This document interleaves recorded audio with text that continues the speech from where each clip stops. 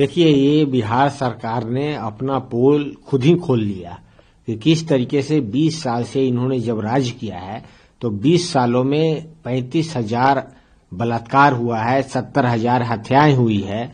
और ये जो पर्टिकुलर केस है, इस केस में सीबीआई को इन्होंने रेफर किया है। तो सीबीआई के पास आप देखिए अनेकों ऐसे केस है, लगभग 3 लाख केस तो ऐसे हैं जो स्पेशल कोर्ट में चल रहा है, जो पॉस्को और रेप से संबंधित है। और लगभग 3,000 केस ऐसे हैं जो 20-20 साल से भी ज्यादा केस चल रहे हैं। तो ये justice delayed is justice denied, और जस्टिस देना नहीं चाहती है बिहार सरकार और इसको डिनाई कर रही है, इसलिए सीबीआई को रेफर कर रही है। सारे जो है एडमिनिस्ट्रेशन बिहार में फेल हो चुका है, पुलिस महकमा कहीं दिखता नहीं है, और सारे जितने भी जांच एजेंसियां हैं बिहार के स्टेट के, ये कोई सारे निकम्मे हो चुके हैं। एक जो है बच्ची का जिस तरीके से जघन्य हत्या हो गया, और इसमें सारा एडमिनिस्ट्रेशन और स्थानीय विधायक से लेके हर कोई शांत बैठा हुआ है। माननीय मुख्यमंत्री जी एक शब्द नहीं बोल पाए और केस को अब रिफर कर दिया गया ताकि जस्टिस को डिनाई किया जाए। सर, महाराष्ट्र की राजनीति में भूचाल सा आ गया जब से अजीत दादा पवार हमारे बीच में नहीं है।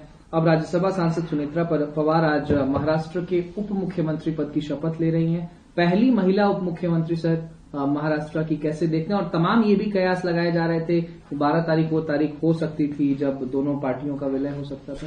देखिए, पवार साहब, सीनियर पवार साहब ने खुद इस बात को जग जाहिर किया है कि उनकी मीटिंग हुई थी, और कहीं न कहीं मुझे लगता है इस मीटिंग होने के कारण जो है कुछ ऐसे भी गुट रहे होंगे जो सत्ताधारी हैं, जो कि बहुत ठीक इसे नहीं मान रहे थे।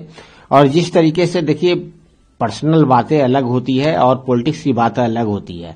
पॉलिटिक्स में जिस तरीके की अभी हो रही है जो चीजें, अगर आप इसको फैमिली कंटेक्स्ट में देखिएगा तो मुझे लगता है कि बहुत जल्दीबाजी थी, रुककर इस तरीके का जो है पद का ग्रहण करना चाहिए था मानवतावादी अप्रोच के माध्यम से।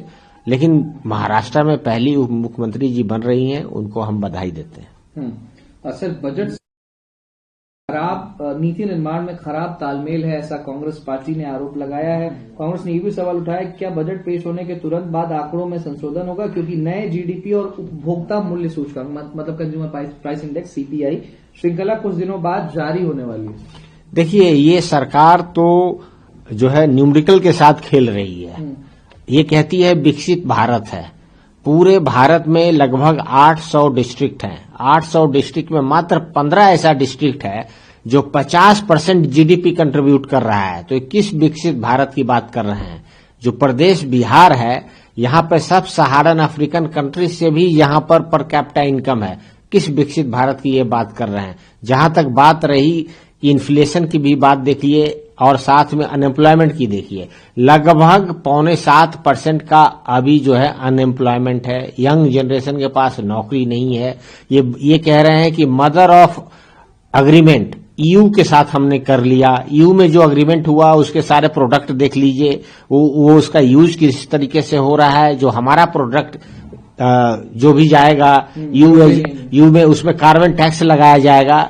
तो कहीं न कहीं ये जो है नरेंद्र मोदी जी की सरकार ग्राउंड पे अग्रीमेंट में कुछ और है, जनता को कुछ और बता रही है, और ये कह रही है कि अग्रीमेंट पास हो गया, जबकि ईयू अभी अगर ठीक से चले तब भी 1 साल लगेगा। और अनेक ऐसे देश हैं जो कि इस ईयू अग्रीमेंट के, यूरोपियन यूनियन के देश ही इसके खिलाफ हैं, और नरेंद्र मोदी जी की सरकार इसको जो है गलत बयान देकर यहाँ पे बिहार और भारत के जनमानस को दिग्भ्रमित कर रही है। एक अंतिम सवाल सर, भारत और अमेरिका के ट्रेड डील को लेकर के बहुत प्रयास लगाया जा रहा है। अब वित्त मंत्री पीयूष गोयल साहब का कॉमर्स मिनिस्टर पीयूष गोयल साहब का बयान आया। उन्होंने कहा कि भारत अमेरिका व्यापार समझौता लगभग अंतिम चरण में पहुंच चुका है। देखिए, जो जिस तरीके से आर्म ट्विस्टिंग कर रहे हैं ट्रम्प साहब, नरेंद्र मोदी जी, यहाँ पे इनकी ऐसी हालत हो गई है जो कि बयान नहीं किया जा सकता। और खासकर जो इंडो अमेरिका एग्रीकल्चर डील होने वाला है, और 6 राउंड इनकी बात होनी है। 1 राउंड हो गया, दूसरी राउंड अभी फरवरी में होना है। तो ये अमेरिका चाहता है कि ये डील जो है हम नरेंद्र मोदी को हाथ ममोड़ कर करवा ले, क्योंकि वहां का जो एग्रीकल्चर प्रोडक्ट है वो इंडियन मार्केट उनको मिल सके। और अमेरिका में एग्रीकल्चर के ऊपर किसानों में पूरे दुनिया में सबसे ज्यादा सब्सिडी दी जाती है, लगभग $65,000 सब्सिडी है। भारत में लगभग $200 सब्सिडी है। तो किसानों के बीच में भारी अंतर है। वहां का जो प्रोड्यूस है इंडियन मार्केट में लाना चाहते हैं, और अगर जिस दिन इंडियन मार्केट में यहां का आ गया तो चाहे वो डेयरी का मार्केट हो या फिर मक्के का मार्केट हो, भारतीय किसान पे ये कहर बरपाएगा। और खासकर जो डेयरी का जो प्रोडक्ट है वहां पे आप जानते ही हैं कि नॉन वेजिटेरियन मिल्क होता है वहां भी, क्योंकि जो जिस गाय को हम माता मानते हैं वहां पे नॉन वेज फूड उनको भी दिया जाता है। और इसी तर्ज पे जो है ये कल्चरल डिस्पैरिटी भी है। तो ये जो एग्रीमेंट होने वाला है, जो ट्रम्प साहब चाहते हैं, नरेंद्र मोदी जी अगर इसके आगे बढ़ते हैं तो राष्ट्रीय जनता दल और पूरा किसान आंदोलन पूरे भारत में लॉन्च करेंगे हम लोग। नरेंद्र मोदी जी को ये सोचना चाहिए कि भारतीय किसानों को गिरवी नहीं रखने देंगे हम लोग अमेरिका के हाथों में।